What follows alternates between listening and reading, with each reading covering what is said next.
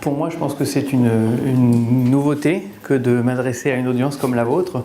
Et peut-être que pour vous, quand même, les conférences sur le microbiote ne sont pas le pain quotidien. Donc du coup, voilà, on a au moins ça en commun pour commencer. Et puis l'avantage pour moi, c'est que je vous parle de microbes, de microbiote, ce qu'on appelait flore ou microflore jusque-là. Et donc, je vous parle d'une certaine façon de choses qui vous concernent directement. Et je vais commencer par cette diapositive qui place un petit peu le contexte dans lequel j'aimerais inscrire cette présentation en termes de fil rouge. En fait, on est avant tout une symbiose, on est microbien. Et ça tient au fait qu'on découvre le monde microbien au moment même de la naissance. Et on construit, pendant les premiers moments de la vie, les premiers mois de la vie, le système immunitaire en même temps qu'on développe son microbiote intestinal qui, finalement, à partir de l'âge de 3 ans, sera remarquablement stable pour un individu en bonne santé. Et ça conduit à une symbiose unique au sens où le système immunitaire reconnaît le microbiote intestinal dominant comme n'importe quelle cellule, tissu ou organe, comme faisant partie du soi. Et s'il n'y a pas cette reconnaissance, il y a de la maladie. Et donc la maintenance de la symbiose est essentielle à la santé et au bien-être de l'individu. Il peut bien sûr y avoir des dérèglements. Et on sait que quand il y a des dérèglements au niveau écologique, c'est associé à un risque infectieux. Et quand il y a des dérèglements au niveau immunitaire, c'est associé à un risque de maladie inflammatoire ou auto-immune. Et donc la base de travail finalement de construction de connaissances sur cette symbiose homme-microbe, elle a comme objectif d'essayer de développer des moyens d'identifier, de prédire et de gérer les risques associés à cette détérioration de la symbiose. Donc je vais organiser ma présentation en quelques points. Je vais vous donner d'abord des grandes images du microbiote intestinal, puis je vous donnerai une idée de où on en est finalement dans l'étude du microbiote intestinal sur une base génomique. Et puis on parlera pas mal de dysbiose, d'altération du microbiote, mais de dysbiose aussi, comme on le voit aujourd'hui, comme altération de la symbiose. Et puis je donnerai quelques clés sur finalement ce qu'on peut imaginer en termes de pertinence, de modèles, de concepts d'écologie globale appliqués à l'intestin. Et puis j'ai une partie bien sûr sur ce qu'on a pu construire comme connaissance aujourd'hui sur la relation entre le microbiote et les désordres neuropsychiatriques et les outils qu'on a à disposition aujourd'hui pour restaurer la symbiose dans des contextes où elle est altérée. 100 000 milliards, en fait, c'est le nombre de bactéries, et rien que les bactéries du microbiote que vous hébergez, tous, chacun, qu'on a dans et sur notre corps. Il y a bien sûr des microbes sur la peau, il y en a dans tout l'organisme au niveau des muqueuses, en fait. C'est là où ils sont en interaction directe avec l'hôte. Probablement, c'est aussi une raison pour laquelle il doit y avoir des évolutions concertées des microbiotes d'un individu au niveau des muqueuses. Et la partie la plus densément peuplée, c'est effectivement l'intestin et les parties distales de l'intestin, essentiellement le côlon, où ça atteint 10 puissance 11 bactéries par gramme de contenu au niveau distal. Voilà, donc en nombre, on est à peu près moitié-moitié bactéries et hommes en nombre de cellules. La biomasse bactérienne, c'est à peu près 1 kg dans les parties distales de l'intestin. Et ce nombre de moitié-moitié, on a longtemps dit en fait, et longtemps écrit, après les calculs qui avaient été faits en 1977, qu'il y avait 10 fois plus de bactéries que de cellules humaines. Et puis finalement, on a des collègues israéliens qui ont refait le calcul il n'y a pas très longtemps, et qui nous ont dit, si on prend en compte les cellules hématopoïétiques, les stem cells du sang, à ce moment-là, on est plutôt à 50-50. Et finalement, c'est certainement très bien comme ça. Et puis, il y a aussi là-dedans beaucoup d'inconnus, et j'insisterai un petit peu là-dessus, parce que on a pendant longtemps travaillé sur le microbiote intestinal par la culture au laboratoire, et puis on s'est rendu compte de plus en plus qu'on passait à côté d'une grande partie de la dominance, donc de choses qui sont vraiment numériquement très représentées dans l'intestin. Alors si on y regarde de très loin, les grandes familles, ce que nous on a couramment tendance à appeler les phyla bactériens, ils se ressemblent d'un individu à l'autre. C'est même vrai à travers plusieurs espèces en fait, d'organismes supérieurs. Et donc pour l'homme, on héberge tous les mêmes grandes familles de micro-organismes. Donc on est assez ressemblant, ça colle avec l'idée qu'on fonctionne tous globalement de façon assez similaire. Et par contre, si on descend au niveau le plus fin qu'on a envie d'utiliser quand on caractérise les populations microbiennes, quel niveau de l'espèce, là du coup on est pratiquement tous différents, on a même des spécificités d'individus qui commencent à apparaître à ce niveau de résolution là, Et donc on a des particularités qui nous différencient tous, un petit peu chacun sa flore au niveau des espèces dominantes. Même s'il n'y a qu'un petit nombre d'espèces qui sont vraiment spécifiques de l'individu, ou au contraire un petit nombre qui sont partagés. Alors 100 000 milliards de bactéries par individu, aux interfaces entre l'aliment, parce qu'il y a aussi une prise en charge d'une composante de l'alimentation qui n'est pas digérée, et puis de l'épithélium, et notoirement en contact avec le premier pool de cellules immunitaires de l'organisme et le deuxième pool de cellules nerveuses, les cellules nerveuses de l'intestin, avec un rôle majeur en santé et dans la maladie. Si on regarde un peu plus en détail, les grandes fonctions qui peuvent être clés pour le microbiote intestinal, dont une partie assez importante a été mise en évidence par comparaison entre des animaux modèles qui sont élevés sans germes ou les mêmes animaux avec un microbiote, et ça donne un peu une vision sur qu'est-ce qui compte finalement et en quoi le microbiote est capable de contribuer. Donc c'est par exemple l'utilisation des composés indigestibles de l'alimentation, notamment les composés de type hydrocarbone, donc les fibres, et essentiellement la composante issue de la matière végétale de l'alimentation. C'est également vrai pour tout ce qui est la couleur, par exemple, de la peau des fruits et légumes. C'est des polyphénols, des composés aromatiques, qui sont pour la plupart non digérés par les enzymes humaines et qui sont remodelés par le microbiote intestinal, quelquefois bioactivés, si bien que les produits sont plus bioactifs que les composés ingérés. Ça conduit à la production d'acides gras à chaîne courte, qui sont des nutriments énergétiques pour beaucoup de cellules de l'organisme. L'acétate, par exemple, qui est un des métabolites, est source d'énergie pour le cœur et le cerveau, à titre d'illustration. Ça conduit à la synthèse de vitamines, la conversion de prodrogues ou de composés carcinogènes, et puis aussi beaucoup d'interactions avec la partie humaine, notamment le péristaltisme intestinal, les défenses, en termes de défensine, par exemple, d'antagonisme bactérien, puis aussi l'éducation, on va dire, du système immunitaire.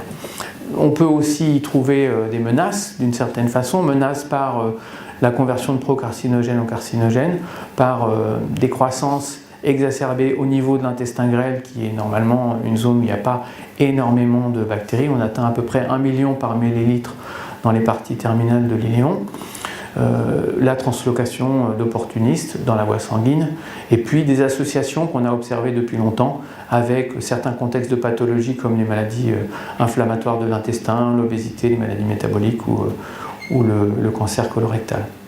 Globalement, il y a beaucoup de fonctions qui sont totalement conservées dans l'espèce humaine, puis quelques fonctions qui sont un peu particulières, pour lesquelles on peut stratifier la population en des gens qui font, des gens qui ne font pas, et c'est associé à la présence ou l'absence de micro-organismes au niveau intestinal. Voilà, donc on a pu, depuis quelques années, aller regarder ça avec un niveau de détail nettement plus important, en allant jusqu'au génome des micro-organismes. Donc la raison, comme je l'ai évoqué, c'était cette reconnaissance du fait que par la culture au laboratoire, et donc par les collections de souches qui sont disponibles aujourd'hui, on accède à peu près à 30% de ce qui est réellement présent dans le système. Et donc on a mis en œuvre depuis les années 80 en fait, des outils qui permettent, à partir d'approches moléculaires ciblant un gène ou aujourd'hui l'ensemble des génomes, caractériser les populations microbiennes. Donc l'idée c'était vraiment de réévaluer complètement l'écosystème et de le décrire en détail. Donc une des approches qui a été développée est l'approche dite ribosomale, qui utilise un gène unique qui code pour l'ARN de la petite sous-unité du ribosome, donc qui est présent dans toutes les formes vivantes sur la planète aujourd'hui, et qui est une molécule d'une certaine façon traceur de l'évolution. Donc on peut l'utiliser pour reconstruire la généalogie d'un ensemble d'organismes vivants. Et donc c'est assez pratique de ce point de vue-là. Les méthodes de départ, c'était en gros, on utilise la connaissance de cette molécule pour développer des amorces de PCR, on amplifie spécifiquement le gène complet, en fait 1500 bases nucléiques, puis on clone dans Escherichia coli, on obtient des banques de clones et puis ensuite on séquence tout le monde et on obtient cet arbre phylogénétique de la diversité microbienne. Aujourd'hui, on a des méthodes beaucoup plus rapides, en fait on fait du séquençage très haut débit, donc on n'a plus besoin de faire cette étape de clonage, on a directement à partir d'un ADN d'environnement accès à l'ensemble des séquences et la photographie moléculaire de la diversité de l'écosystème. Comme vous pouvez l'imaginer, on part d'un échantillon intestinal, on arrive à un ADN et on a des biais possibles dans ce process-là. Et puis on va ensuite amplifier par PCR et on a encore des biais possibles. Quand on faisait du clonage, il y avait aussi des biais de clonage possibles. Donc on a la possibilité d'avoir une représentation à la sortie qui n'est pas exacte de l'écosystème. Et malheureusement, pour l'approche ribosomale qui s'est développée, comme je l'évoquais, à partir des années 80-90 et qui est encore beaucoup utilisée aujourd'hui, il n'y a pas de standards qui ont été vraiment définis. Donc on a malheureusement beaucoup de littérature. Et c'est le cas dans le domaine de l'autisme, par exemple, où il y a eu beaucoup de papiers qui ont utilisé l'approche ribosomale pour caractériser les populations microbiennes intestinales, et on ne retrouve pas de convergence finalement dans les données qui sont publiées, et c'est probablement lié au fait qu'il y a des biais possibles dans les stratégies qui sont mises en œuvre. Alors globalement, si on regarde cette photographie de un petit peu l'arbre généalogique microbien de l'intestin humain, on retrouve quelques grandes familles bactériennes majeures. Les Bacteroidetes, c'est la grande famille des grammes négatifs dominants de l'intestin humain. Les Firmicutes, c'est la grande famille des grammes positifs dominants de l'intestin humain. Et chez tout le monde, on trouve toujours des bactéries qui appartiennent au phylum qu'on appelle Actinobacteria, dans lequel il y a par exemple le Bifidobacterium, que vous connaissez peut-être plus pour les yaourts que pour l'intestin, mais qui est présent dans l'intestin depuis la naissance en fait, et chez à peu près tout le monde. Bon, je ne vais pas détailler ces noms barbares que j'utilise moi tous les jours, mais qui ne sont pas forcément votre quotidien. C'est des genres bactériens, comme Escherichia pour Escherichia coli, des genres qui sont pour nous des signatures intéressantes dans la typologie des microbiotes intestinaux. Et puis donc au tournant du siècle, en 2000-2001, on a commencé à utiliser le séquençage qu'on appelle en shotgun, en fait, séquençage très haut débit, comme on avait utilisé pour séquencer le génome humain, en fait, pour séquencer l'intégralité des molécules d'ADN qu'on peut extraire à partir de l'écosystème intestinal. Donc on est sur des pratiques qui ont conduit à un niveau de concertation assez intéressant au niveau international, puisque ça a conduit au Consortium international du microbiome humain, avec des gros projets, le HMP aux États-Unis et Metaït au niveau européen, qui a été coordonné par l'INRA. L'objectif de ces projets était d'avancer vers l'assemblage des gènes, la notation de ce qui pouvait être effectivement fonctionnellement annoté, et puis la construction d'un catalogue de référence. Et donc ça fait maintenant un peu plus de 10 ans qu'on a développé ces travaux, donc il y a beaucoup de résultats, et pour vous donner simplement quelques idées, on a contribué de façon importante à la construction de ce catalogue de référence que j'évoquais.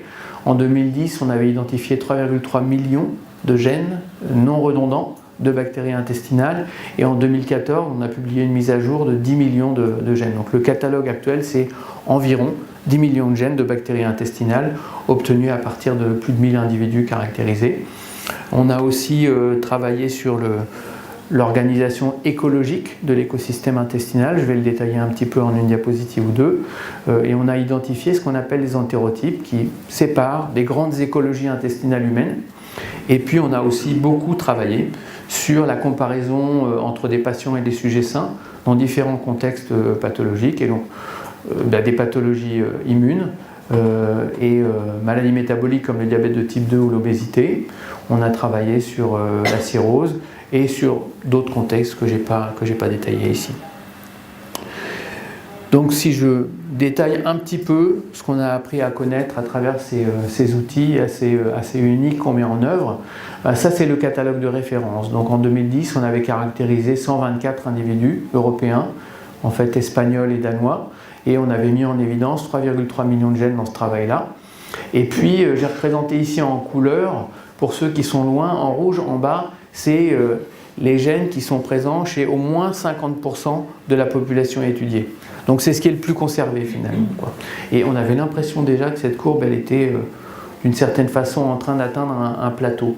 Et puis on a continué à caractériser les individus, puis à intégrer des données issues de travaux réalisés aux États-Unis et en Chine, pour arriver à ce catalogue de 10 millions de gènes, dans lequel effectivement la partie conservée en rouge, elle n'a pas augmenté, donc on est à quelques centaines de milliers de gènes qui sont très conservés dans la population humaine, qui représentent seulement une dizaine ou une vingtaine d'espèces bactériennes en fait, qui sont finalement qu'on partage plus souvent. Et par contre, ce qui a augmenté, c'est la fraction rare, donc ce qui est présent chez en gros 1% de la population. Ça continue à augmenter, donc on continue à mettre en évidence de la diversité génétique dans le microbiote intestinal humain, mais plutôt des choses qui sont peu fréquentes. Alors on pense que la partie qui est là, qui est la plus conservée, est probablement celle qui porte au plan fonctionnel des activités pertinentes en termes de santé. Alors on a pu, à travers les comparaisons réalisées, regarder ce qui se passait dans des jumeaux monozygotes. Et donc ce qui est représenté ici, c'est une mesure du pourcentage de corrélation entre échantillons analysés 2 à 2, pour en gris des individus non apparentés, et en bleu des jumeaux monozygotes. Et ce qu'on voit, c'est qu'il y a une corrélation beaucoup plus forte entre le microbiote de 2 jumeaux qu'entre des individus non apparentés qui en fait sont non corrélés du tout. Et il faut voir que dans ce travail-là, on a une cohorte de jumeaux hollandais qui sont âgés de 40-45 ans jusqu'à 60-65 ans. En fait. Donc c'est des jumeaux monozygotes qui vivent plus ensemble depuis longtemps, qui partagent plus grand-chose en termes d'écologie et qui cependant ont, et vraisemblablement depuis une période très précoce de la vie, un microbiote qui se ressemble beaucoup plus que n'importe quel non apparenté.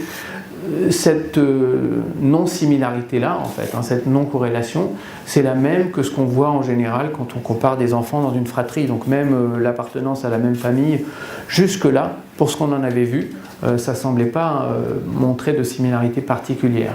Cela dit, dans ce travail où on avait plus de 250 individus caractérisés, on a regardé ce qui se passait sur les individus d'un couple, donc qui partagent un peu d'écologie, comme je suggère ici quand même. Et en fait, on a une situation intermédiaire. Il y a un peu plus de similarité entre les microbiotes des 2 personnes d'un couple qu'entre des individus totalement non apparentés, en moyenne. C'est un travail qui n'est pas encore publié, qui est en cours de rédaction aujourd'hui. Voilà. Et puis on a regardé, comme je l'avais évoqué, cette distribution au sens écologique du terme. Et là, on s'attendait finalement à pouvoir enfin, parce que ça fait longtemps qu'on espérait faire ça, caractériser le microbiote de l'individu moyen, en se disant, voilà, on va avoir monsieur moyen, et puis une distribution homogène autour de cet individu moyen en termes de population humaine, comme pour n'importe quel autre paramètre biologique, la plupart du temps c'est gaussien, autour d'une moyenne. Et c'est pas du tout ce qu'on a vu. En fait, on a vu 3 assemblages de gènes, de taxons microbiens. Je vais le présenter au niveau des genres, puisque c'est un niveau taxonomique qui est assez facile à analyser pour nous. Et donc ça veut dire que la population humaine, pour ce critère-là d'écologie intestinale, se sépare vraiment en 3. Une façon de le représenter, c'est de se dire on va dessiner un paysage dans lequel on peut avoir tous les arrangements microbiens possibles entre genres bactériens, comment la population humaine se distribue dans ce paysage. Et donc ce qu'on a observé, c'est ce qui est illustré ici. En fait, on a des zones qui sont des zones de densité. Plus on est vers le rouge ou le blanc, plus on a une densité de population, donc d'échantillons intestinaux humains en l'occurrence, qui sont représentés. Et on voit vraiment qu'on a 3 zones qui ressortent de cette distribution écologique des écosystèmes intestinaux. On a appelé ça entérotype. Et ce qu'il faut bien voir, c'est que un individu donné, au fil du temps, avec des changements alimentaires ou des traitements médicamenteux type antibiotiques par exemple, va pouvoir se balader dans cet environnement global. Probablement passer d'un entérotype à un autre assez facilement. On ne connaît pas encore ça très très bien. La première publication décrivant les entérotypes date de 2012, mais on a plus travaillé depuis sur les aspects bioinformatiques et biostatistiques que sur les aspects écologie au sens du biologiste, on va dire. Ce qu'on a pu montrer, c'est qu'il y a un genre bactérien particulier qui est vraiment surreprésenté dans chaque entérotype, Bacteroides pour l'un d'eux, Ruminococcus, Prevotella, donc c'est ceux que j'avais indiqués tout à l'heure, pour les 2 autres, et puis aussi qu'il y a un lien avec la diversité de gènes, la richesse en gènes de l'écosystème. Là, on s'est rendu compte en faisant cette analyse que finalement, on n'est pas tous semblables non plus au niveau de la richesse en gènes, et on a ici des microbiotes qui sont plutôt pauvres en gènes, et ici des microbiotes qui sont plutôt enrichis. On va voir tout à l'heure que ça a un sens clinique assez important. Donc on a regardé aussi la distribution de nos populations en nombre d'individus en fonction du nombre de gènes dans le microbiote intestinal dominant. Ici, pour 277 individus, la courbe en bleu, vous voyez que ce n'est pas non plus une courbe avec une distribution homogène autour d'une moyenne. On a une moyenne de l'ordre de 500 à 550 000 gènes, mais on a un épaulement avec des microbiotes appauvris et des microbiotes enrichis. Ce qu'on a pu voir aussi, si on surimpose la partie entérotype, c'est que les entérotypes ne sont pas répartis de façon homogène, comme je l'évoquais, Bacteroidetes plutôt surreprésentés dans les microbiotes appauvris, les deux autres plutôt surreprésentés dans les microbiotes enrichis. Et puis un travail qui a coïncidé un petit peu avec cette mise en évidence a permis de voir qu'il y a un impact du régime alimentaire, notamment des habitudes alimentaires au long cours. Et le résultat de cette analyse a été que finalement les individus appartenant à l'entérotype Bacteroides, donc plutôt microbiote appauvris on va dire, sont des individus dont les habitudes alimentaires sont plutôt caractérisées par une richesse en protéines et graisses animales. Et par opposition, les individus dont l'apport en fibres, en fruits et légumes est plus important, étaient beaucoup plus représentés au sein de l'entérotype Prevotella. Et donc apparemment, il y a une incidence des habitudes alimentaires au long cours sur ces paramètres-là. Donc si on veut résumer un petit peu cette partie-là, analyse du microbiote au niveau génomique, chaque microbiote intestinal dominant, c'est environ 500 000 gènes en moyenne. On a vu que la moyenne a une information relative. Ça représente des centaines d'espèces bactériennes, en moyenne, encore une fois, 160 par microbiote intestinal dominant. Et en soi, c'est déjà 25 fois la taille du génome humain. Donc on voit que potentiellement, en termes d'activité, le microbiote va apporter des fonctionnalités assez uniques. Le catalogue aujourd'hui de référence, c'est 10 millions de gènes. Une grande partie de ces gènes, malgré tout, pour un individu donné, vont constituer un noyau métagénomique, quelque chose qui va être finalement conservé avec au moins 50% de la population autour de nous. Et puis il y a quand même des différences, des particularités qui peuvent être même individuelles au niveau gène, au niveau de la richesse en gènes, des espèces métagénomiques présentes et de l'écologie ou des entérotypes. Bon, je pense que je vous aurais convaincu que le microbiote peut être caractérisé par cette photographie moléculaire au niveau séquençage métagénomique. On dit parfois qu'on a accès en faisant ça au deuxième génome humain. Et puis on a aussi été capable de développer des outils de bioinformatique qui permettent de reconstruire des génomes. C'est assez intéressant pour le microbiologiste parce que, je l'évoquais, il y a au moins 70% d'espèces qui sont non représentées par des collections de souches, enfin par des souches en collection, donc auxquelles on n'a pas pu accéder du tout pour l'instant en termes d'informations biologiques. Et malgré ça, on a été capable de développer des outils qui permettent de reconstruire leur génome.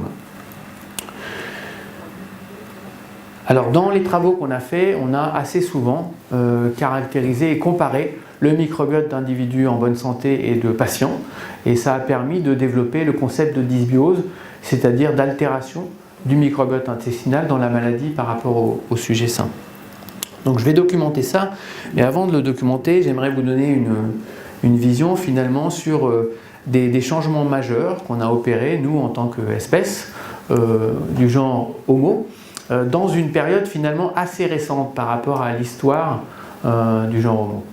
C'est 1,3 milliard d'années depuis Homo habilis, et pendant plus de 100 000 générations, on a en termes de prise alimentaire consommé un apport qui représentait pour plus de 60% de l'énergie un apport de matière végétale, en fait, de fruits, de légumes, de racines, de noix, de miel, etc. Et puis, depuis 2 ou 3 générations, cette valeur-là, elle est descendue à moins de 10%. En fait, on est couramment en France, en moyenne, à un peu moins de 10 grammes par jour de fibres, alors que la recommandation nutritionnelle est de 25 ou plus. Et donc ça, c'est un changement majeur pour le microbiote. En quoi c'est un changement ? Finalement, parmi les sources de carbone et d'énergie qui arrivent dans les parties distales de l'intestin où on héberge cette densité de population microbienne importante, ce qui arrive finalement, c'est ce qui a réussi à traverser tout l'intestin sans être dégradé par les enzymes humaines et absorbé à travers la paroi intestinale. Et donc c'est essentiellement la composante fibre de l'alimentation qui reste intacte, par exemple la cellulose, les hémicelluloses, les xylanes. Et ça sert de source de carbone et d'énergie pour le microbiote intestinal, qui comprend des spécialistes qui ont, depuis l'évolution, appris à produire les enzymes qui permettent de dégrader ces composés un petit peu complexes en termes de structure. Et donc, passer de 60% de l'énergie à 10% de l'énergie issue des fibres, ça a un sens très très fort pour le microbiote de ce point de vue-là. Donc ça peut avoir un impact. Parmi les autres choses qui ont changé beaucoup, il y a tout ce qui entoure la naissance. Et là, on a changé beaucoup de choses, même la durée de gestation, entre guillemets, on va dire, mais les naissances prématurées sont beaucoup plus importantes aujourd'hui qu'elles n'étaient il y a 20, 50 ans. Le mode de naissance, le recours à la césarienne, en 2005, dans l'OCDE, il est en moyenne de 20%. Aujourd'hui, il est de 30% en Europe, et il y a des régions, des villes, où c'est plus de 80%. La ville de Rome, par exemple, c'est plus de 80% de naissances par césarienne. Et il y a des endroits dans le monde où on est à plus de 90%. Donc 9 naissances sur 10 par césarienne. Alors pour le microbiologiste, c'est bizarre en fait, parce qu'on sait qu'il y a une transmission verticale de la mère à l'enfant de micro-organismes. Et cette transmission, elle opère normalement par une naissance par voie basse, au moment du passage de la filière vaginale. Donc c'est vraiment au moment même de la naissance où se fait la première inoculation. En fait, Et s'il n'y a pas ça, il y a une colonisation avec les microbes précoces, avec les microbes cutanés, et puis aussi avec les microbes qui sont apportés par le personnel de l'environnement médical. C'est ce qu'avait montré Maria Gloria Dominguez Bello dans un papier de 2010, où en gros, les points qui sont en bleu clair ici, c'est naissance par césarienne, en rose, c'est naissance par voie vaginale, et finalement en bleu foncé et en rouge, c'est le microbiote cutané et le microbiote vaginal, et on retrouve donc cette similarité entre le microbiote des nouveau-nés nés par voie basse et le microbiote vaginal de la mère. Des similarités, ça ne dit rien de plus en fait. Et par opposition, les naissances par césarienne retrouvent des similarités plus fortes avec le microbiote cutané. L'hygiène de l'environnement néonatal va jouer, l'exposition aux antibiotiques, là aussi c'est couramment 3 traitements antibiotiques en période périnatale aux États-Unis aujourd'hui. Je ne sais pas les chiffres pour la France en fait, mais je pense que quand même le recours aux antibiotiques est beaucoup plus important que ce qu'il n'était il y a 50 ou 60 ans. Les modes alimentaires jouent aussi, beaucoup moins aujourd'hui qu'il y a 50 ans, parce que on ne peut plus aujourd'hui, en aveugle, identifier un nouveau-né qui est alimenté avec une préparation pour nourrisson par rapport à un lait maternel, parce que les préparations pour nourrissons ont fait énormément de progrès dans leur ressemblance au lait maternel en fait. C'est essentiellement ça. Les microbiomes maternels, tout ça à travers plusieurs générations, ça peut conduire à des altérations importantes, voire un changement de la biologie humaine, pourquoi pas. Et donc si on regarde sur la deuxième moitié en arrière, sur la deuxième moitié du siècle précédent, en termes d'épidémiologie, ce qu'on avait pu observer, c'est des records incroyables en termes de maîtrise des maladies infectieuses. Tout baisse, et pour certaines maladies infectieuses, on va pratiquement les éradiquer. Et dans le même temps, dans la même période, entre 1950 et 2000, ce qu'on voit, c'est une augmentation progressive et vraiment marquée et constante des maladies immunes, ce qui est indiqué ici. En fait, c'est certaines maladies auto-immunes, sclérose en plaques, diabète de type 1, des maladies inflammatoires de l'intestin comme la maladie de Crohn ou la rectocolite hémorragique, des maladies allergiques comme l'asthme et d'autres allergies en fait. Et puis les maladies métaboliques sont superposables avec cette courbe-là pour le diabète et l'obésité par exemple. Pour moi, c'est des maladies de la symbiose homme-microbe, au moins en partie, et c'est des contextes pour lesquels on n'a pas de prévention aujourd'hui et pour lesquels on n'a pas de traitement pour la plupart en fait. Donc on peut essayer de retarder l'évolution de ces maladies chroniques qui sont un petit peu sans retour en fait, vers les stades les plus graves de la maladie. Et dans l'autisme, ce qu'on nous dit, c'est ce qui est représenté ici, alors ça va jusqu'à 2012. Aujourd'hui, 2013 en Chine, une naissance pour 66 est concernée. Aux États-Unis en 2010, une sur 68. Donc on est dans une situation, à mon sens, vraiment alarmante. Et surtout, ce qui est alarmant, c'est qu'on ne contrôle pas, en fait. Donc on n'a toujours pas trouvé les facteurs vraisemblablement environnementaux qui vont avoir un rôle important dans cette augmentation. Une partie est forcément liée à l'amélioration du diagnostic. Et donc, les estimations qu'on en a aujourd'hui, c'est probablement à peu près 25%, un quart. Donc ça n'explique pas du tout l'augmentation qu'on voit aujourd'hui. Et qui nous dit, pour moi en tout cas, que peut-on faire, comment peut-on instruire le rôle du microbiote dans ce contexte-là et comment l'utiliser comme un levier d'action. Donc on a comparé des patients et des sujets sains et c'est simplement pour illustrer le fait qu'il y a une grosse littérature sur ce qu'on a appelé dysbiose au sens altération du microbiote intestinal. Puis ça conduit, quand on regarde un petit peu plus en détail, avec notamment les outils de la métagénomique, à montrer que sur une analyse en composantes principales, on va séparer les sujets sains de patients, par exemple les patients Crohn ici ou rectocolite hémorragique dans le contexte des maladies inflammatoires de l'intestin, ou les sujets obèses en rouge, surpoids en vert, de sujets non obèses en bleu. Une observation comme ça nous dit tout au plus qu'on va être capable d'identifier des gènes ou des génomes bactériens qui sont spécifiques du microbiote des patients. Et rien de plus au sens où c'est du descriptif et on n'a pas d'élément de causalité. Donc on va tout au plus pouvoir dire on a une association qui peut avoir une valeur éventuellement diagnostique ou comme outil d'intérêt pour le suivi au fil du temps de l'évolution d'une pathologie chronique. Et donc je vais simplement illustrer en quelques diapos comment les connaissances qui sont construites permettent d'avancer vers du diagnostic ou vers du monitoring de patients. Donc l'exemple que j'ai choisi de prendre, c'est ce qu'on a observé dans le contexte de la cirrhose, où on travaille sur 123 patients, 114 contrôles sains, et les patients sont caractérisés sur la base de l'analyse d'une biopsie hépatique pour 46 d'entre eux. C'est un geste très invasif qui n'est pas pratiqué de façon simple et très courante finalement. Et le reste des patients est diagnostiqué sur la base de symptômes cliniques et d'imagerie. Et puis ce qu'on a fait, c'est caractériser le microbiote des patients et identifier des gènes qui sont significativement sur- ou sous-représentés chez les patients par rapport au sujet sain. Et sur cette base, on identifie les gènes qui appartiennent au même génome. Donc ça nous permet d'identifier ce qu'on appelle des MGS ou Metagenomic Species, donc des espèces métagénomiques, des génomes bactériens finalement qui sont signatures. Et ce qu'on a montré dans ce travail, c'est qu'on peut reconstruire un modèle diagnostique de la cirrhose, en gros à partir de 7 espèces métagénomiques ou 7 génomes, qui nous donnent en analyse de ROC, une analyse classique du généticien, une R sous la courbe de 0,94.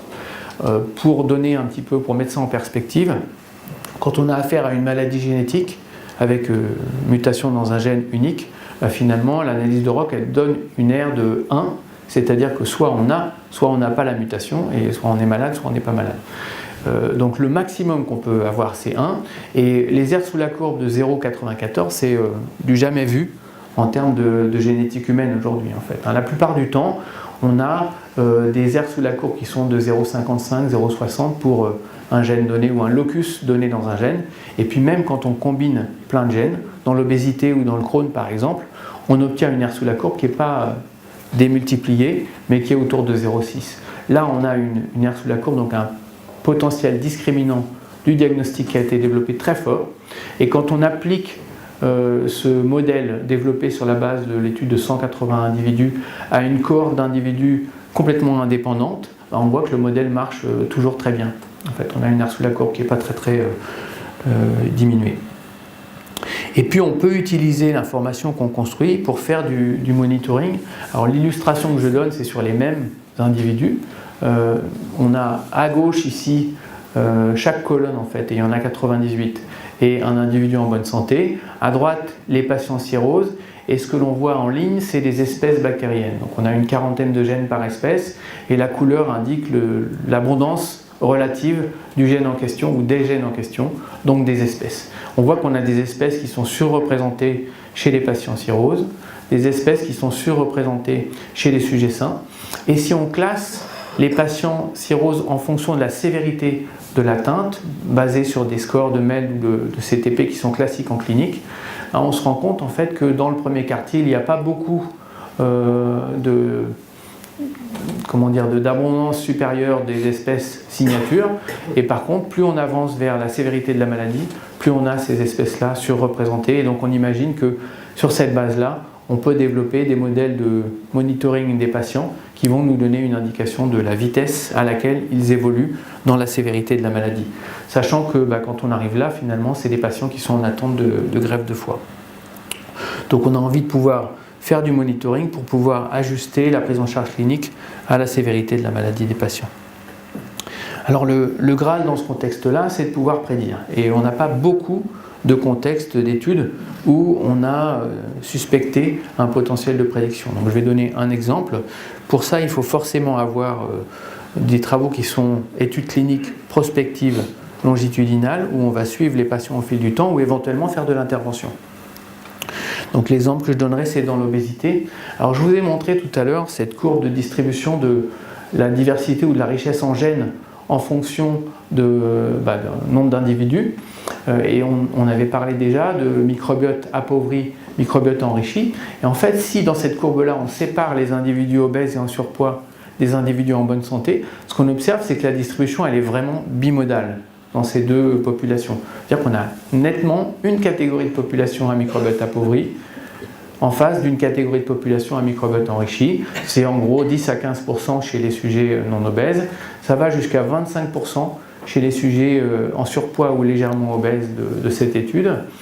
Et on a travaillé plus récemment sur des sujets en obésité morbide, en attente d'intervention chirurgicale de bypass. Dans ce cas-là, on a 75% de la population pour des IMC de 40, 42 du côté microbiote appauvri. Donc on a là aussi un outil potentiel de monitoring de la maladie qui nous donne une indication de la sévérité de l'atteinte.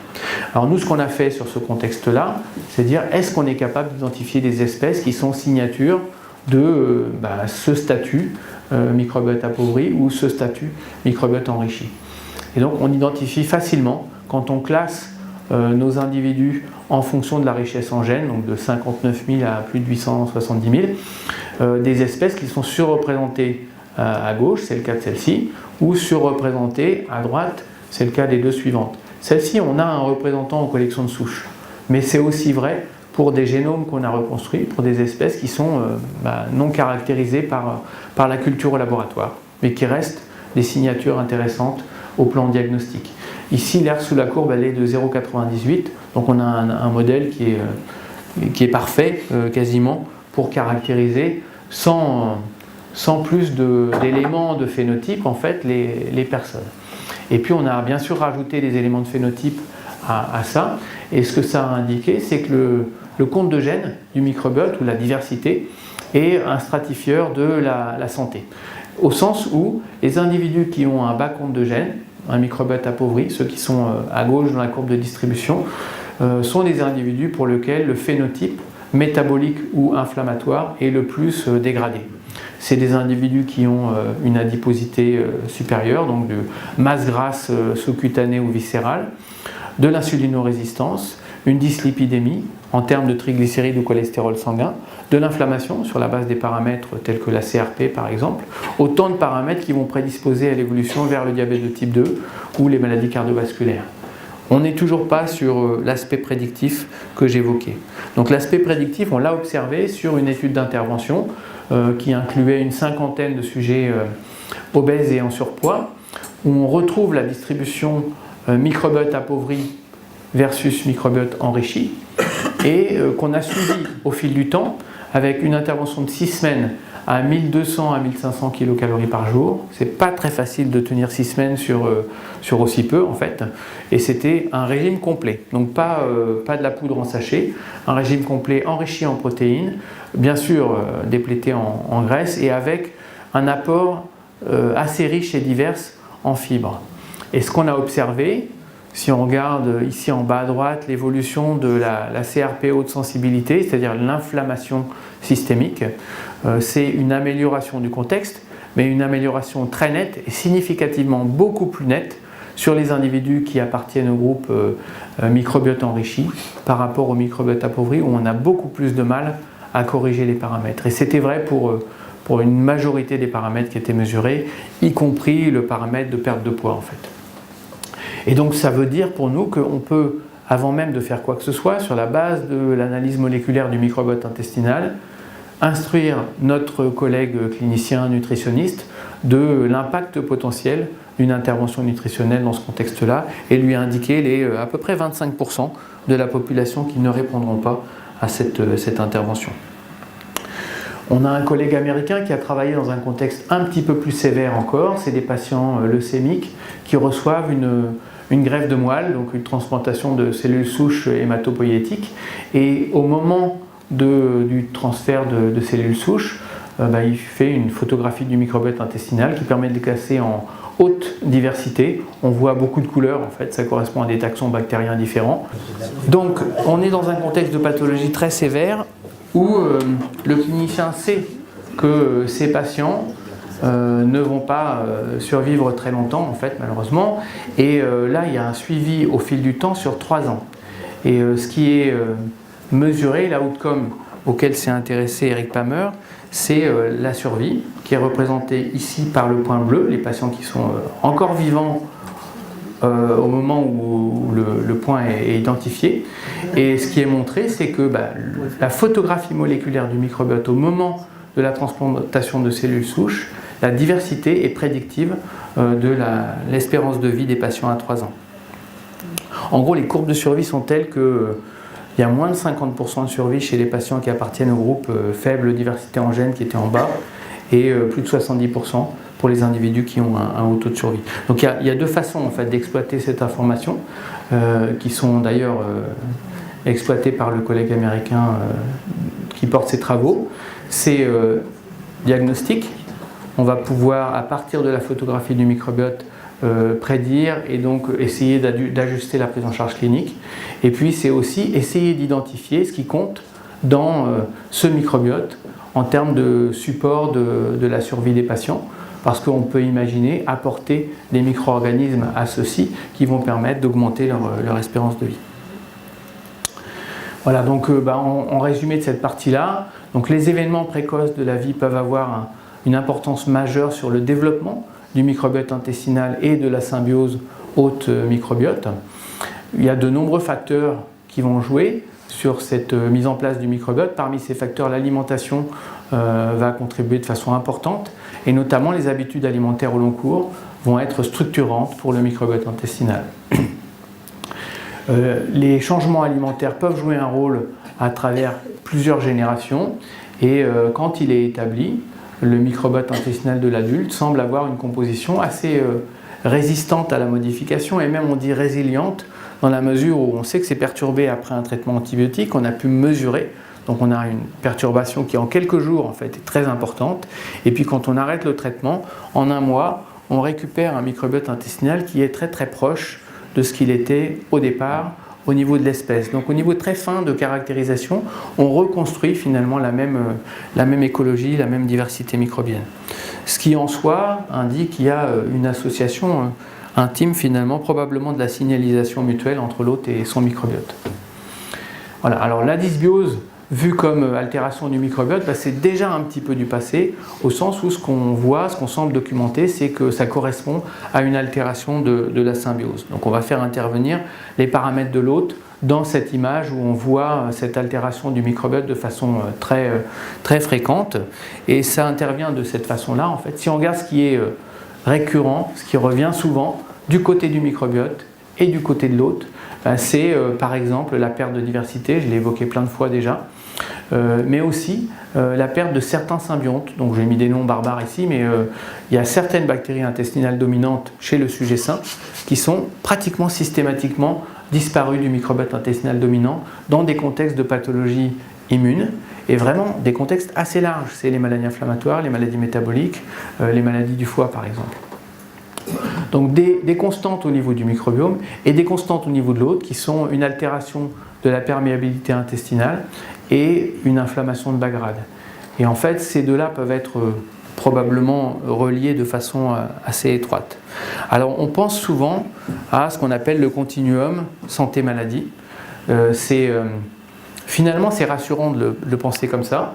Donc je vais essayer de vous convaincre qu'on se trompe peut-être malgré tout. En fait, on a affaire à un écosystème complexe et on voit qu'il peut y avoir des signaux qui vont du côté du microbiote vers l'hôte et réciproquement de l'hôte vers le microbiote. Et quand on est dans des situations comme celle-ci, il peut y avoir non pas un continuum, mais des ruptures, des passages d'un état d'équilibre à un autre état d'équilibre, l'autre état d'équilibre pouvant être pathologique. Et donc une façon de l'illustrer, et là on est plutôt dans le domaine conceptuel, c'est de dire quand tout va bien, on est feu vert en fait. Du côté du microbiote, on a un microbiote équilibré, du côté de l'autre, on a un tonus immunitaire qu'on va dire physiologique et un vrai tonus immunitaire, parce que le système immunitaire doit quand même être capable de gérer une infection, le passage d'un pathogène dans le circuit, donc il est réactif. Et il y a un dialogue permanent entre les deux, et c'est la symbiose. Et puis finalement, c'est un système qui va être sensible à des stress. Donc ça peut être bien sûr une prédisposition génétique, mais aussi une infection, un changement alimentaire. On évoquait un traitement antibiotique. Et là, on va perturber le système, du côté du microbiote ou du côté de l'hôte. Ça va être finalement un déséquilibre réversible du microbiote ou transitoirement un peu d'inflammation bas grade. Et ça correspond déjà à une altération du dialogue entre les deux. Mais quand le système est résistant et résilient, finalement, si le stresseur disparaît, le système revient à son état d'équilibre initial. Et par contre, c'est un système complexe qui, si on le pousse au-delà de sa robustesse, va pouvoir basculer complètement dans un état d'équilibre alternatif, avec une altération durable du microbiote intestinal, une altération durable de l'inflammation, enfin du statut inflammatoire du système immunitaire, et les deux, et ça on le sait, sont capables d'envoyer des signaux agressifs vis-à-vis de l'autre. Donc ici, ce qui se passe au niveau du microbiote, c'est très souvent une prolifération des grammes négatifs, plus de LPS bactérien, ce qu'on appelle d'endotoxémie, et une signalisation agressive vis-à-vis du système immunitaire, donc plus d'inflammation, qui en retour va envoyer des signaux à minima de stress oxydant, qui va favoriser les grammes négatifs qui sont plutôt aérotolérants, et défavoriser les dominants grammes positifs qui eux sont plutôt protecteurs, qui produisent par exemple des métabolites qui sont anti-inflammatoires.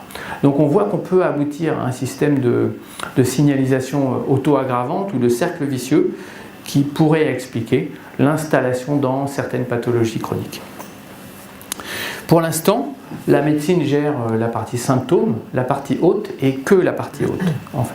Et on peut se demander s'il ne faudrait pas être malin et essayer de se dire si on identifie effectivement, si on est capable de monitorer cette partie-là, pourquoi ne pas essayer de développer des outils qui ciblent le microbiote intestinal, voire même, si on arrive à construire la connaissance nécessaire, le dialogue entre les deux. Donc c'est en gros utiliser la connaissance des molécules qui sont des molécules signales du microbiote vers l'autre ou de l'autre vers le microbiote qui pourraient être directement utilisées comme médicament.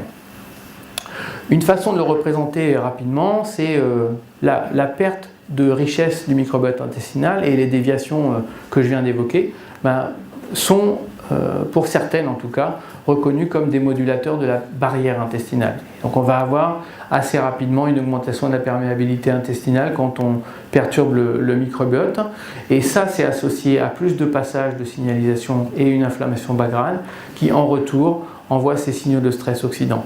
Donc le message par rapport à ça, c'est que aujourd'hui, on gère essentiellement cette partie-là avec des anti-inflammatoires. On ne gère pas vraiment cette partie-là avec des médicaments, pas du tout cette partie-là. Et on pourrait se dire que si on construit la connaissance suffisamment, on peut agir à ce niveau-là, à ce niveau-là, à ce niveau-là et à celui-ci. Donc finalement, avoir une approche un peu combinatoire, un peu holistique de la gestion d'une situation qui est probablement un cercle vicieux difficile à casser. Un exemple est donné dans les travaux de Schnabel aux États-Unis sur le contexte maladie hépatique. Donc ce qui nous indique, c'est qu'en présence d'éthanol dans la cirrhose liée à l'éthanol, on a une dysbiose microbienne qui est liée à la présence d'éthanol effectivement, mais qui va aussi être immédiatement agressif vis-à-vis de la paroi intestinale. Donc il va entraîner une augmentation de la perméabilité. Le passage de signaux bactériens a comme effet immédiat via des TLR en fait, entraîner une régulation de la voie de la MLCK qui ouvre davantage les jonctions serrées. Donc on a un cercle vicieux très très court finalement, très immédiat, très rapide, qui va entraîner une auto-aggravation de la condition dans laquelle on est placé. Et puis bien sûr, quand ça continue, ça aboutit au passage dans la voie sanguine de composés d'origine bactérienne qui, eux, vont induire la stéatose, la fibrose, l'inflammation au niveau hépatique. Donc voilà, on peut imaginer par rapport à notre feu vert, feu orange, feu rouge de tout à l'heure, que finalement, tant qu'on est dans des situations où on altère de façon assez modérée et réversible le microbiote et la symbiose, on va pouvoir utiliser ou espérer pouvoir utiliser des micronutriments, des aliments fonctionnels, des fibres par exemple, pour restaurer la situation de départ. Quand on altère de façon importante, potentiellement irréversible au sens où on induit un cercle vicieux, il va falloir développer des stratégies un peu plus sévères, et ça peut être le cas dans ce cas-là du recours à la microbiothérapie ou transplantation fécale dont peut-être vous avez entendu parler et que je vous présenterai un petit peu plus tard. Donc qu'est-ce qu'on sait aujourd'hui? Et je ne vais pas être exhaustif malgré tout, hein, mais du microbiote dans la neuropsychiatrie. Donc ce qui a été documenté, c'est des diapos que j'emprunte en grande partie à John Cryan. C'est que dans l'autisme par exemple, où toute cette partie-là vous la connaissez beaucoup mieux que moi, en fait on a très souvent associé comme symptômes les symptômes gastro-intestinaux. Cette publication dans JAMA de 2015 insistait un petit peu sur le fait qu'on met en évidence dans une cohorte prospective les symptômes gastro-intestinaux dans une grande partie de la population d'autistes. Donc c'est suspect, ça veut dire qu'on va avoir une association avec la composition à minima du microbiote, potentiellement ses fonctions. Et donc les outils dont on dispose pour étudier ça, pour étudier cette relation intestin, microbiote, cerveau, ou l'axe intestin-cerveau, le gut brain, comme l'appellent nos collègues anglo-saxons, c'est par exemple la comparaison d'animaux sans germes versus colonisés, c'est l'utilisation de modèles d'infection, c'est la transplantation de contenus intestinaux, soit d'animaux, soit d'humains, vers des animaux sans germes au départ. C'est bien sûr les drugs, les antibiotiques par exemple, ou les bactéries vivantes comme les probiotiques. Et donc je vais documenter d'abord ce qu'on a comme élément sur la comparaison entre les germes-free et les animaux conventionnels, puis je développerai un petit peu la partie basée sur la transplantation fécale et les probiotiques. Donc quand on compare des germes-free sur des modèles animaux comportementaux, on s'aperçoit qu'il y a une relation avec le comportement social de l'animal, et ici c'est analysé en fonction de la présence de l'animal proche d'un congénère qui est dans une cage, dans un compartiment à gauche, versus une cage vide en fait à droite. Et on voit que l'animal conventionnel va visiter plus le côté gauche où il y a un congénère que le côté droit où il n'y a personne finalement. Alors que l'animal germ-free ne fait pas la différence et va aller indistinctement d'un côté ou de l'autre de façon à peu près comparable. Il y a un effet sur ce qu'on appelle la cognition sociale. Donc si on a un nouveau congénère d'un côté versus un congénère familier de l'autre, alors ça devrait sûrement être inversé parce que ici on avait l'animal de ce côté-là, peu importe. Ce que l'on voit, c'est que là on a à nouveau chez le germ-free une visite indistincte des deux côtés, alors que chez l'animal conventionnel, on a une préférence à rendre visite à un nouveau congénère. Donc c'est des mesures indirectes avec des modèles qui sont vraiment bien standardisés. Associé à ça, l'équipe de Sven Peterson nous dit il y a une relation entre la présence d'un microbiote et la barrière hémato-encéphalique. C'est illustré par cette figure en fait, qui présente le taux de détection d'un traceur radioactif au niveau cérébral. Quand les animaux sont sans germes, il n'y a pas de protection contre le passage du traceur radioactif au niveau du cerveau, donc on a un cerveau qui est très très allumé. Quand les animaux sont naturellement, dès la naissance, colonisés, donc c'est les animaux conventionnels, on a effectivement une barrière hémato-encéphalique qui est efficace, et quand on réassocie des animaux sans germes avec un microbiote, donc on reconstruit des conventionnels, on reconstruit la protection de la barrière hémato-encéphalique. On a une détérioration de l'axe intestin-cerveau par une modulation des concentrations des métabolites neuroactifs. On retrouve beaucoup de choses sur ACTH, 5-HT et les corticoïdes ou les cortisols en général, et puis BDNF par exemple, qui sont des traceurs souvent suivis. Donc on va retrouver ici BDNF et 5-HT chez des animaux mâles qui sont soit contrôle conventionnel avec un microbiote, soit germ-free. Et on voit bien que les concentrations de ces composés-là sont modulées par la présence du microbiote intestinal. Ce n'est pas illustré ici, mais si on part du germ-free et qu'on l'associe avec un microbiote, on a tendance à retrouver les concentrations qui sont observées dans le cerveau chez les animaux qui sont initialement conventionnels ou qui sont initialement colonisés.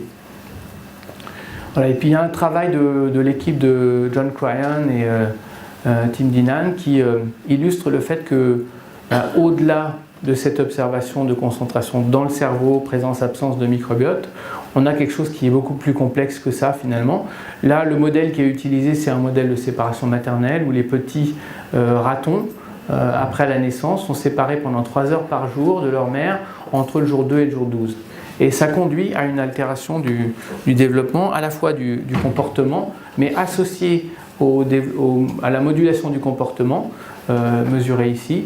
On a une réponse en termes de sensibilité viscérale, qui est fortement augmentée chez les animaux qui ont subi la séparation maternelle, mesurée avec un ballonnet gonflé dans l'intestin et la pression à laquelle on induit une réactivité chez l'animal. On a un effet sur les circulations de composés endocrines, un effet sur le système immunitaire également, qui est significatif pour TNF-alpha et interféron gamma. Quand on compare les non séparés des animaux séparés, enfin avec séparation maternelle.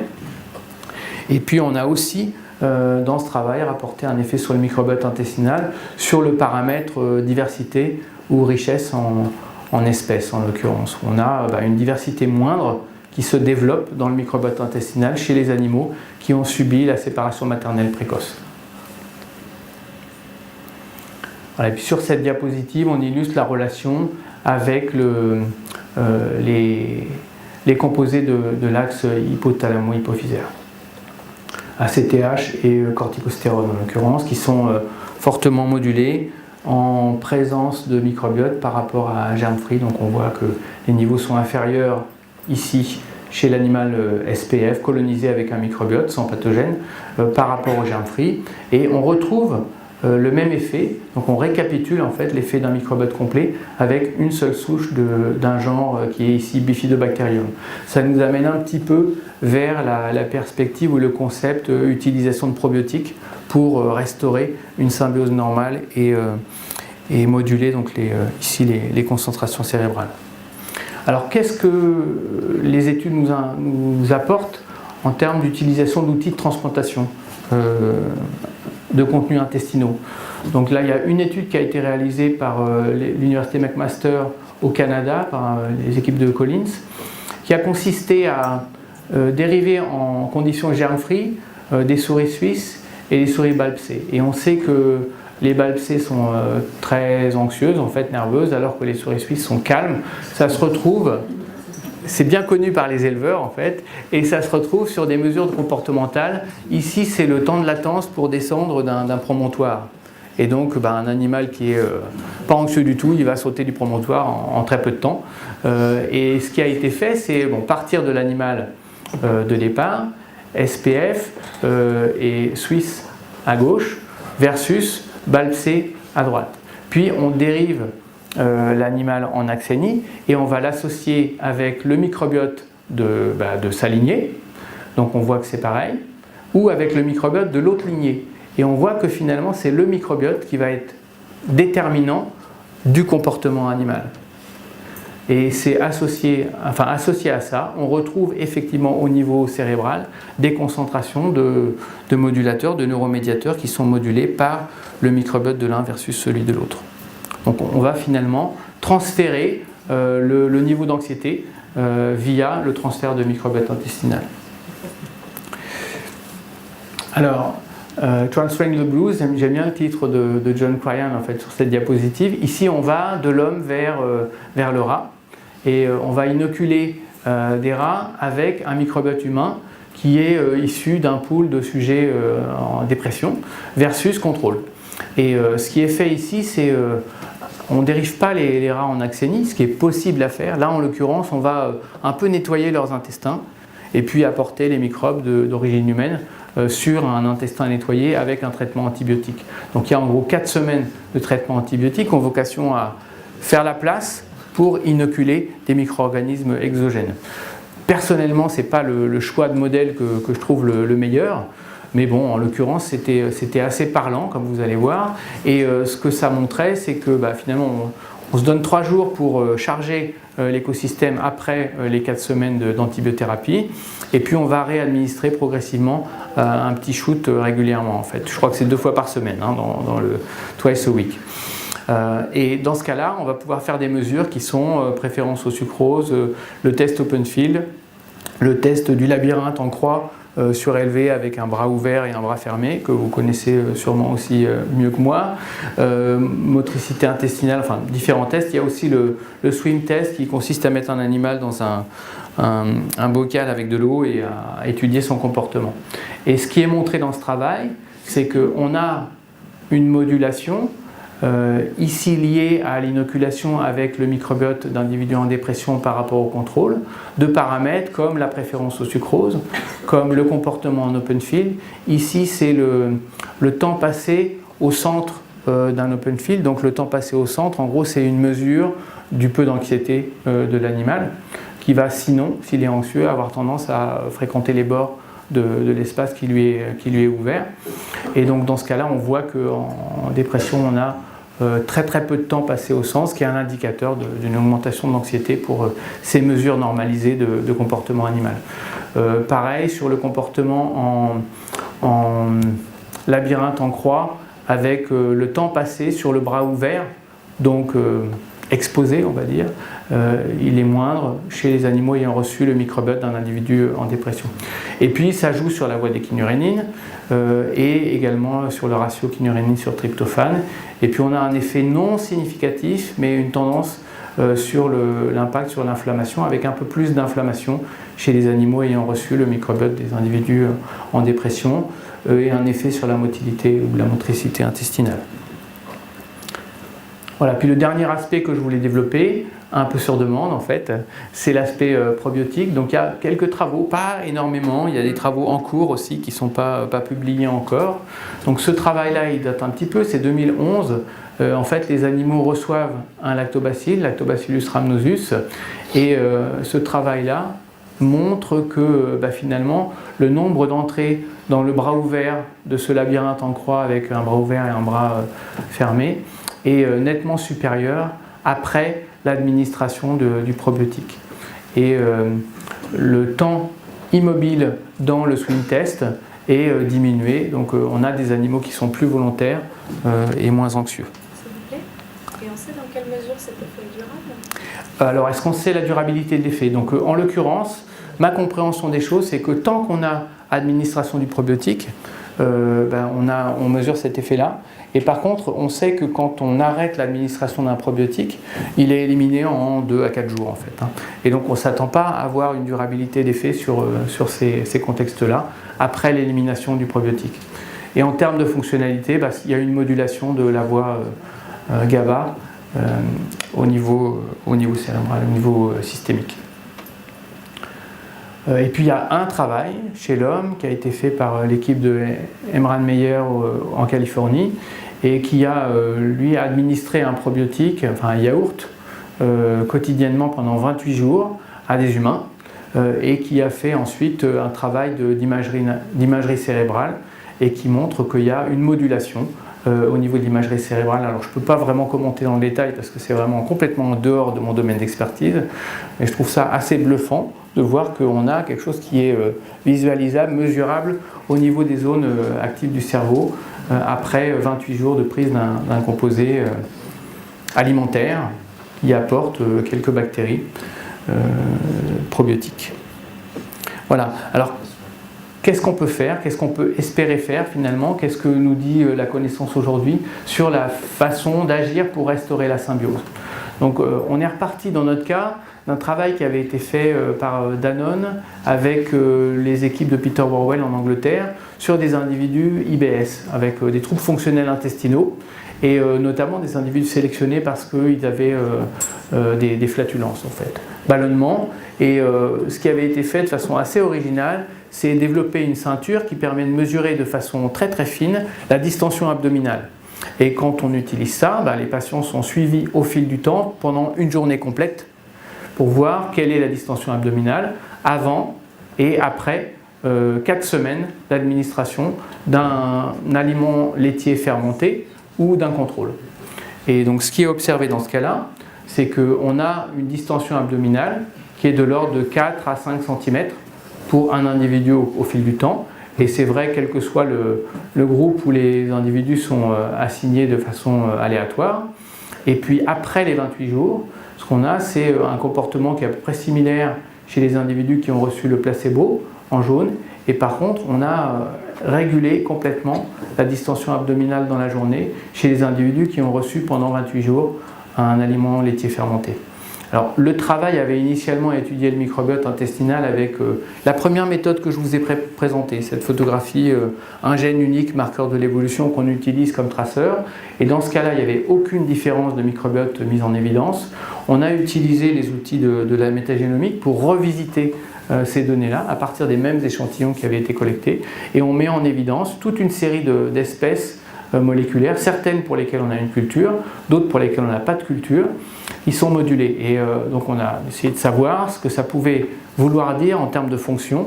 C'est-à-dire on a recherché des espèces au sein desquelles on avait des gènes de fonction microbienne qui étaient systématiquement surreprésentés.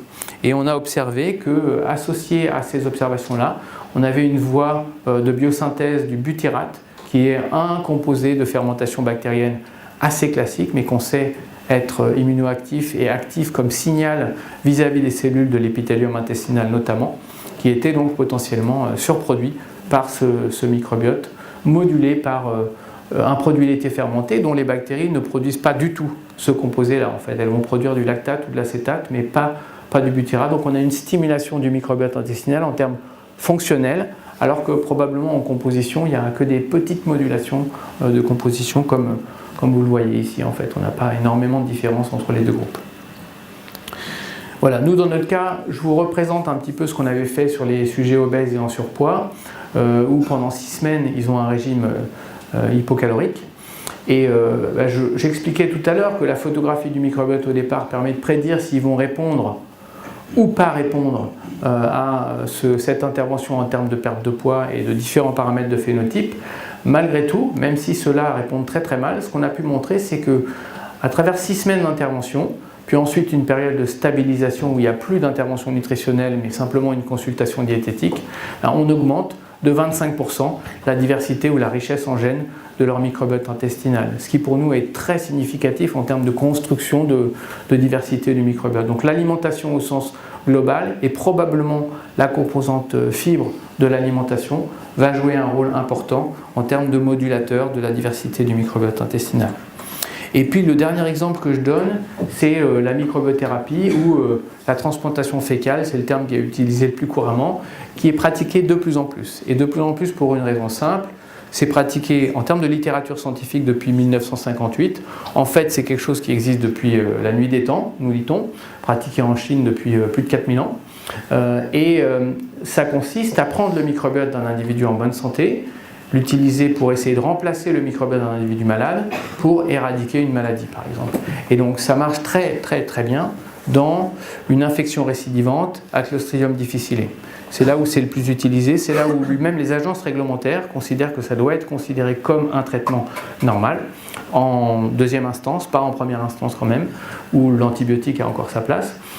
Et en 2012, Van Noot en Hollande a publié un travail où il a montré que la transplantation fécale allogénique, donc d'un individu sain vers un patient Clostridium difficile, éradiquait 90% des cas, alors que l'antibiotique de dernier recours, la vancomycine, faisait moins de 50% de succès.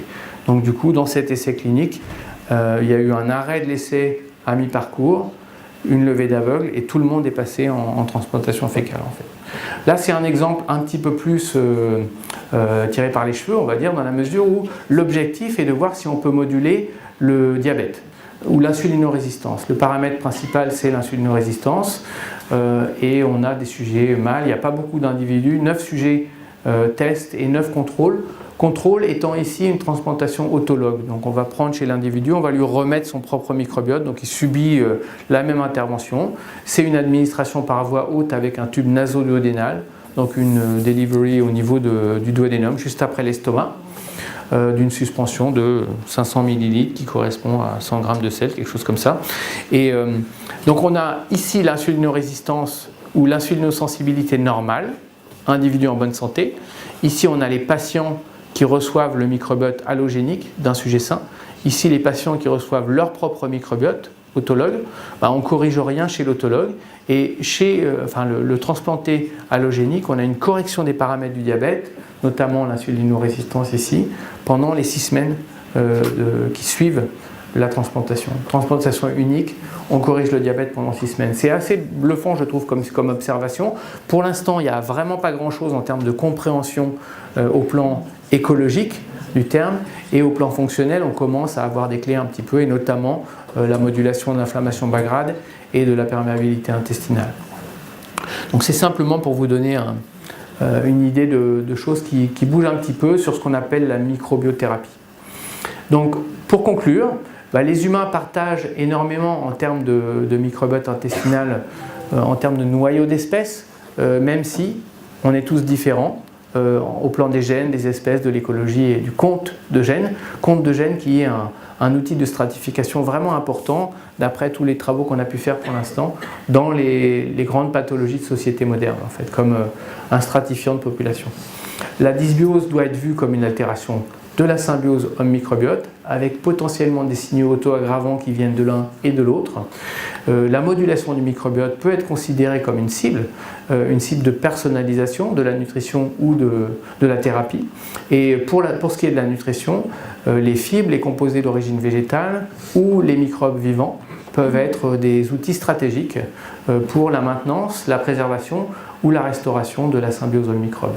Et il y a une pertinence en neuropsychiatrie, peut-être avec des ouvertures majeures dans la modulation du microbiote avec les différentes approches thérapeutiques que j'ai présentées. Le point que j'indique ici, c'est que malgré tout, je n'essaie pas de vous convaincre que le microbiote est la solution à tous ces problèmes-là.